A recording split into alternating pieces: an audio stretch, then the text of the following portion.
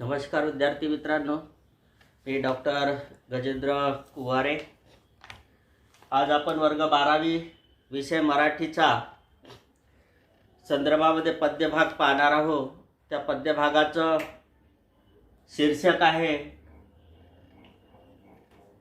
कविवर्य बाब बोरकरांची सुंदर कविता आहे, रे थांब जरा आषाढ घना। रे थांब जरा आषाढ घना। आषाढ महिना जो असतो तो पावसांची सुरुवात असते। घन म्हणजे मेघ। त्या मेघांच्या संदर्भामध्ये कवीनं उच्चारलेली म्हणजे कवीनं एक विनंती त्या आषाढ घनाला केलेली आहे, त्या मेघांना केलेली आहे। त्याचं उत्कृष्ट वर्णन कवी बाब बोरकर। बाब बोरकरांचं पूर्ण नाव आहे बाळकृष्ण भगवान बोरकर। श्रेष्ठ एक कवीच नाही तर एक सुंदर कादंबरीकार, ललित लेखक, कथाकार आणि या संपूर्ण साहित्यिक सेवेबद्दल त्यांना भारत सरकारने पद्मश्री हा सुद्धा पुरस्कार करून गौरवान्वित केलेले आहे। आणि हे कवितेचे संस्कार त्यांना लहानपणीच होते। त्यांची एक सुंदर कविता जे गायनामध्ये म्हणजे गीत गायनामध्ये झालेली आहे, ज्याचा सुप्रसिद्ध गायिका आशा भोसले यांनी सुद्धा गायन केलेलं आहे। ती कविता म्हणजे चाफा बोले ना चाफा चाले ना, चाफा बोले ना चाफा चाले ना। तुम्ही सुद्धा ऐकली असेल। असे सुंदर कविता इतकंच नाही तर त्यांच्या अशा अनेक कविता ह्या सुप्रसिद्ध झालेल्या आहेत। त्यांची अशीच एक कविता का दिव्यत्वाची जेथे प्रचेते तेथे कर माझे जुळती, अशी एक सुंदर कविता सुद्धा बाबा बोरकरांची आहे। आणि हे जे कवितेचे संस्कार त्यांना लहानपणापासूनच लागलेले आहे।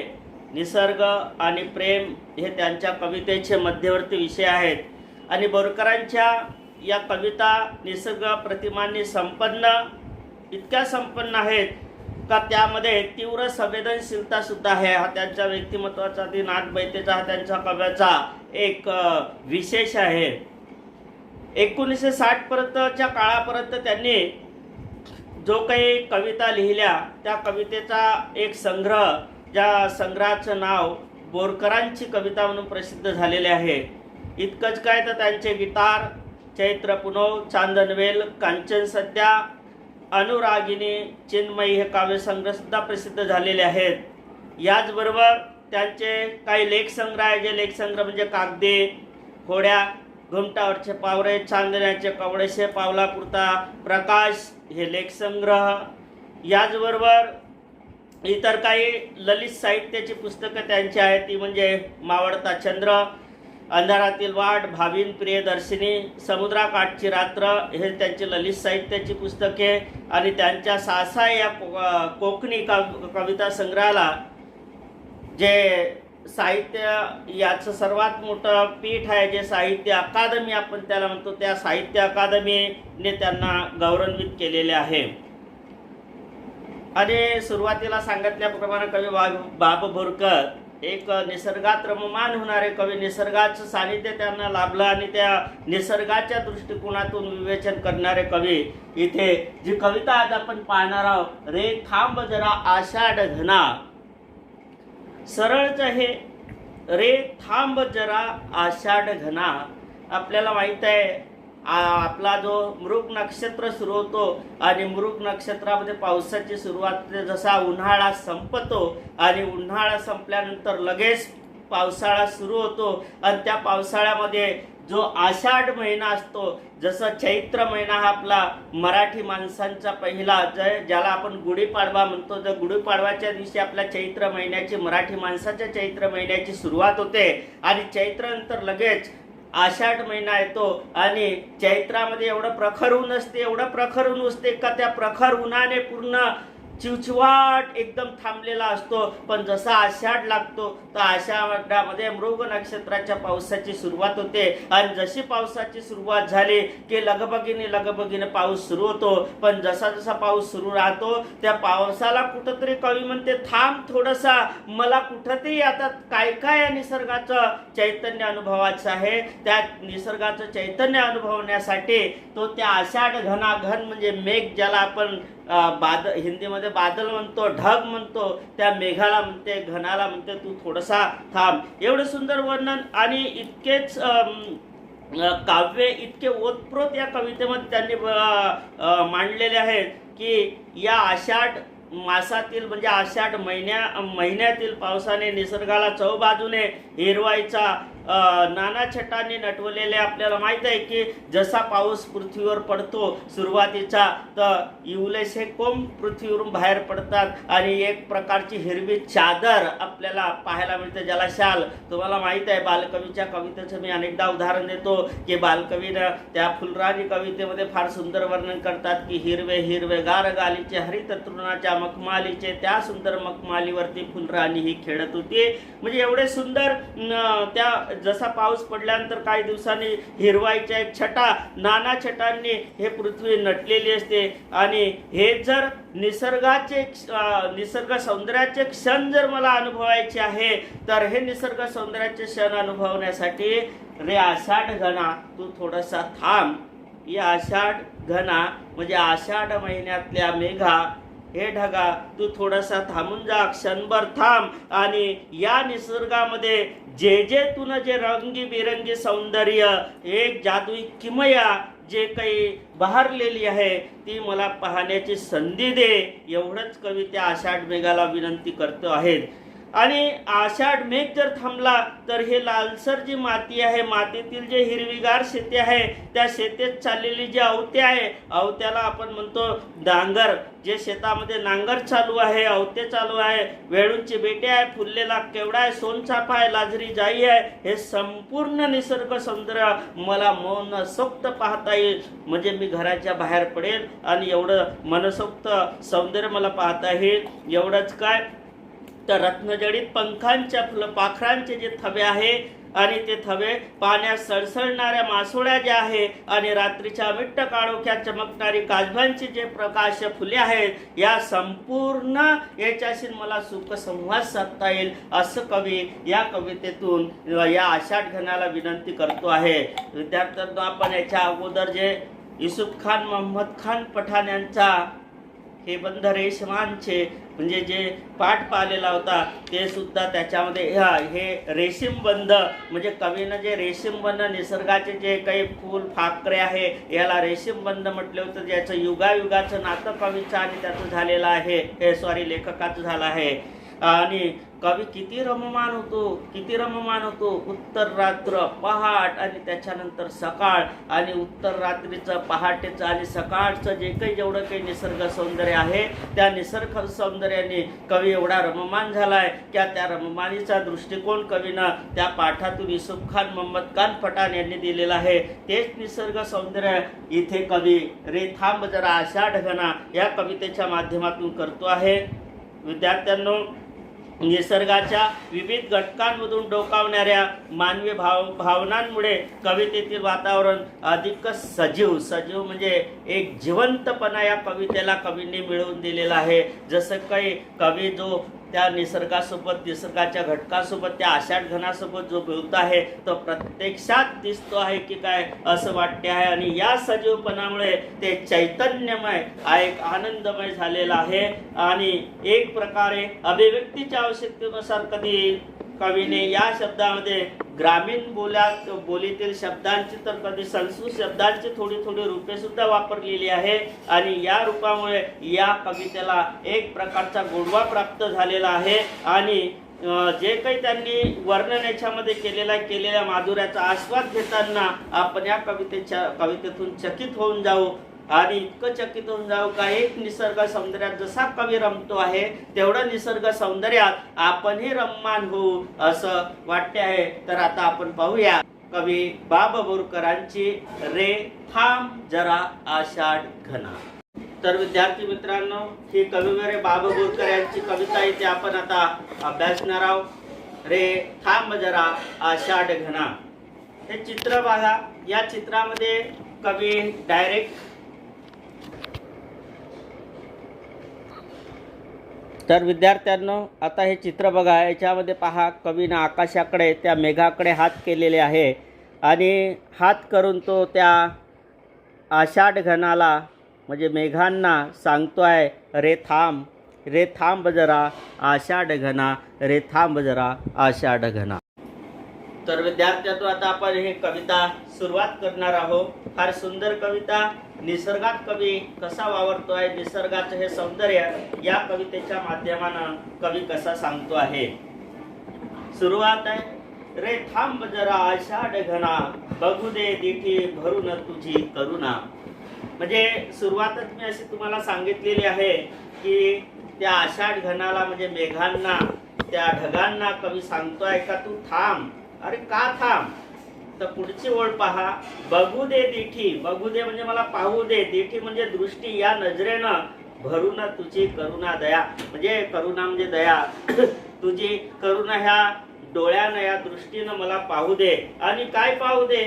जे आता मला काय काय पाहायचं आहे, म्हणजे आषाढ महिन्यामध्ये जो पाऊस आलेला आहे त्या पावसानं जे पृथ्वीवर हिरवी शाल पांघरून ठेवलेली आहे आणि त्या हिरव्या शालीमुळे जे काही निसर्ग सौंदर्य प्राप्त झालेलं आहे, अनेक झाडांना फुले आलेली आहे, अनेक फुलांना सुगंध सुटलेला आहे, या संपूर्ण गोष्टी मला या निसर्गातून पाहायच्या आहे। आणि एवढ्या सगळ्या गोष्टी मला पाहायच्या आहे, म्हणजे जे काही तुनं ही जादूची किमया केली आहे, ही जादूची कांडी तुनं फिरवली आहे या पृथ्वीवर, या जादूच्या कांडी, ही रंगीबेरंगी जादूची किमया पाहण्याची संधी मला तू दे। आणि हे संधी मला तू याच्यासाठी दे की जेणेकरून मला आता एक प्रकारे हे निसर्गाचं सौंदर्य अनुभवायचं आहे। आणि हे निसर्गाचं सौंदर्य अनुभवाच्या दृष्टिकोनातून म्हणून तो कवी म्हणतो आहे, रे थांब जरा आषाढ घना, रे थांब जरा आषाढ घना, बघू दे दिठी भरून तुझी करुणा।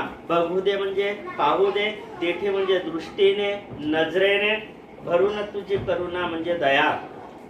आता पुढे कवी म्हणतो आहे, कोमल पाचूची ही शेते, प्रवळ माती मधली अवते। म्हणजे म्हणायचं असं आहे की कोमल पाचूची ही शेते, पाचूची ही शेते आहेत आणि या शेतामध्ये म्हणजे प्रवळ माती म्हणजे लाल मातीमध्ये मधली अवते, अवते म्हणजे नांगर, या नांगर चाललेला आहे, तो नांगर मला पाहायचा आहे। आणि इंद्रनीळ वेळूची बेटे, अशा प्रकारे कवी म्हणतो आहे की इंद्रनीळ वेळूची बेटे म्हणजे वेळूच्या बेटाचे जे वर्णन करणारा शब्द त्यांनी इथे वर्णिलेला आहे। आणि हे संपूर्ण निसर्ग सौंदर्य कोकणातलं आहे आणि कोकणात आपल्याला माहित आहे की लाल माती आहे, लाल मातीमध्ये हे सगळं आहे।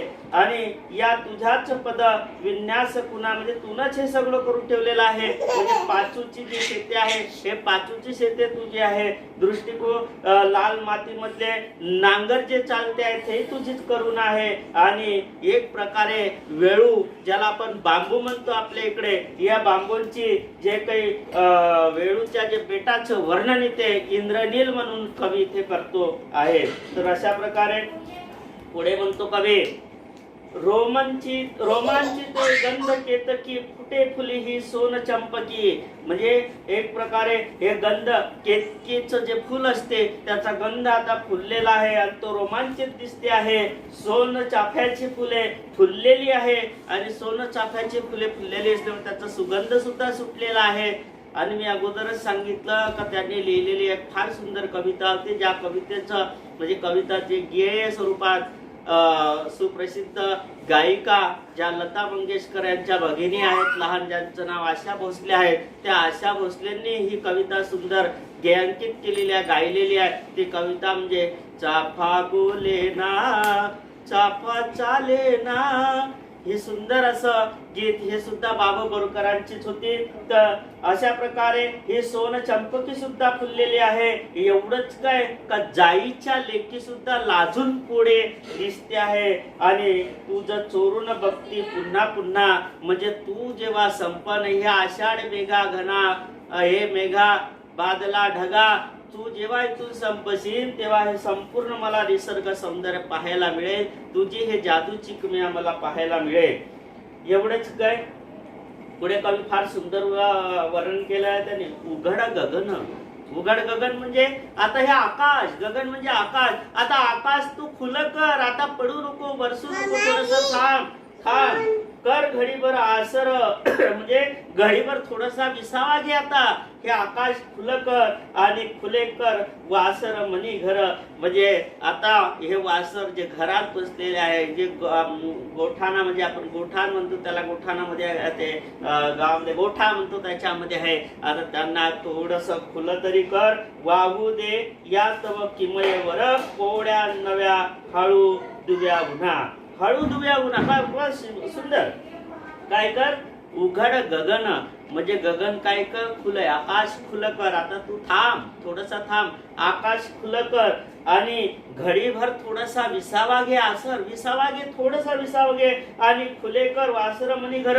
म्हणजे गोठ्यातून त्या बिचाऱ्या वासरांना, त्या गाई वासरांना थोडस बाहेर येऊ दे आणि वाहू दे या तव किमयेवर. म्हणजे काय वाहू दे म्हणजे पसरू दे. काय पसरू दे, कोवळ्या नव्या हळदुव्या उन्हा. म्हणजे हळदीच्या उन्हा, हळदीचे ऊन. आता आपल्याला माहित आहे उन्हाचा कलर कसा हळदीसारखा आहे, म्हणून हळदुव्या ऊन म्हटलेलं आहे कवीने. म्हणजे हे ऊन, उन्हाचे हे कोवळे कोवळे एक प्रकारचे त्याचे उन्हाचे तिरपे किरण या पृथ्वीवर वाहू दे. आणि एवढं कवी त्याला विनंती करतो. मग काय करू दे, अजून पुढे सांगतो. कणस भरू दे जीवस दुधाने.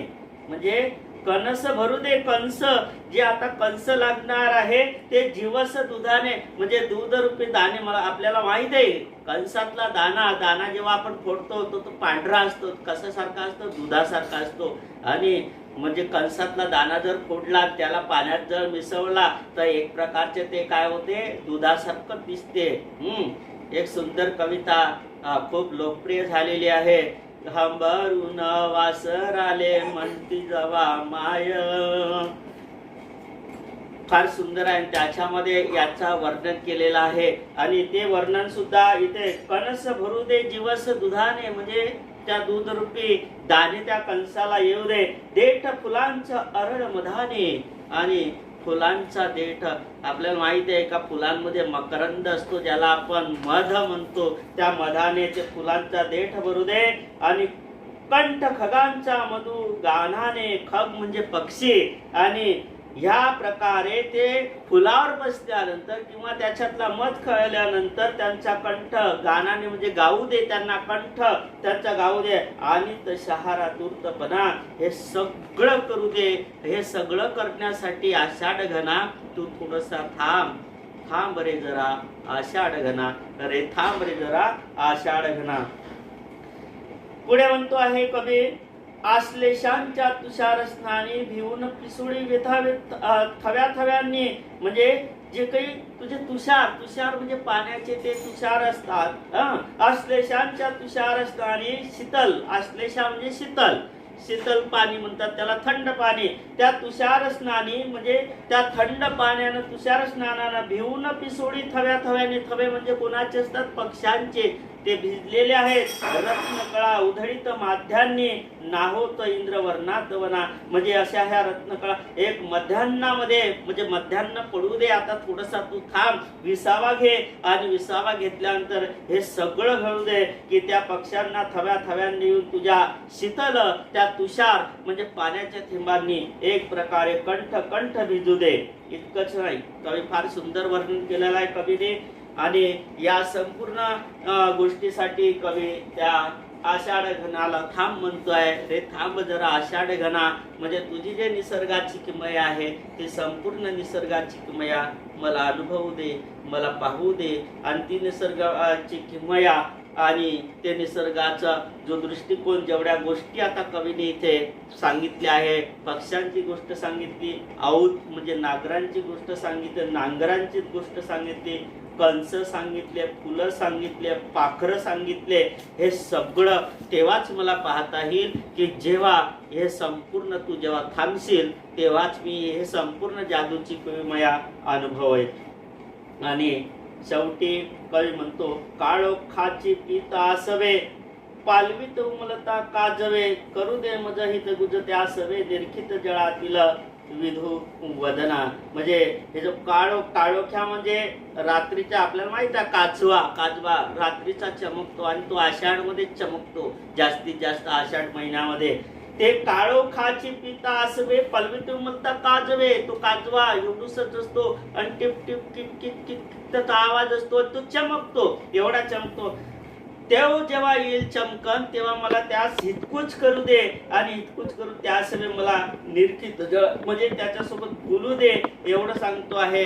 आणि ही संपूर्ण कविता ज्या चैत्र पूनम काव्य संग्रहातून घेतलेली आहे, हे संपूर्ण वर्णन रेखांब जरा आषाढ घना कवीने आपल्या त्या कोकणातल्या मातीच्या दृष्टिकोनातून इथे वर्णन केलेले आहे. एक फार सुंदर वर्णन कवीने इथे केलेले आहे. आणि हे वर्णन करत असताना निसर्ग सौंदर्याची जी किमया आहे ती किमया करताना कवी इथे या आषाढ घनाला थांब म्हणजे मेघांना थांब म्हणतो आहे. आणि मेघांना थांबल्यानंतर कवी जे निसर्गाचं सौंदर्य त्याला अनुभवायचं आहे ते अनुभवणार आहे. ते सौंदर्य कवी या कवितेच्या माध्यमाने रेखाटतो आहे. या कवितेमध्ये काही कृती तुम्हाला दिलेल्या आहेत, त्या कृती आता आपण काही पाहूया. आणि त्या कृती आपल्याला प्रश्नपत्रिकेमध्ये येईल आणि त्या कृतीचं विश्लेषण आपल्याला करायचं आहे. पहिली कृती आहे कारणे शोधा.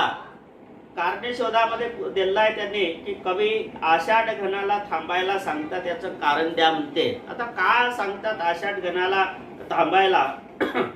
तर मी एवढी मोठी कविता जी तुम्हाला रसग्रहण करून सांगितलेली आहे त्याच्यामध्ये पूर्ण विश्लेषण त्याचं आलेलं आहे.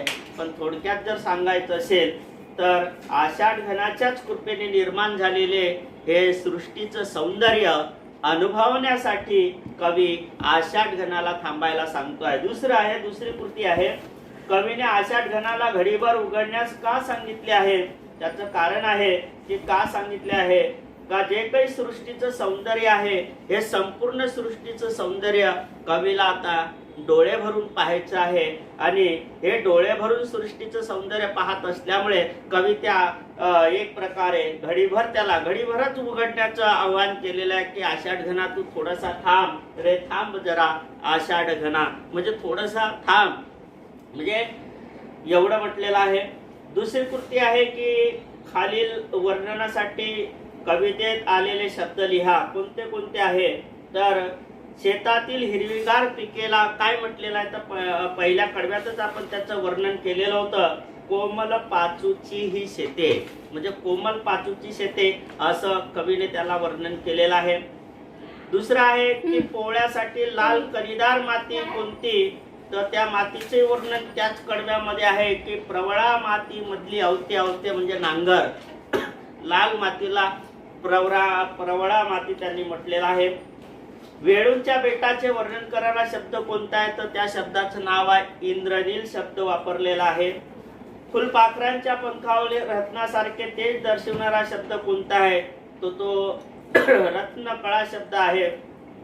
इथेच आपण वाचलेला आहे का आश्लेषांच्या तुषार स्नानी म्हणजे आश्लेषा म्हणजे शीतल होते, शीतल तुषार म्हणजे थेंब पाणी म्हणजे शीतल असं पाणी म्हणजे तिथं त्याने रत्नकळा उधळीत माध्यान्नी असा तो रत्नकळा शब्द वापरलेला आहे.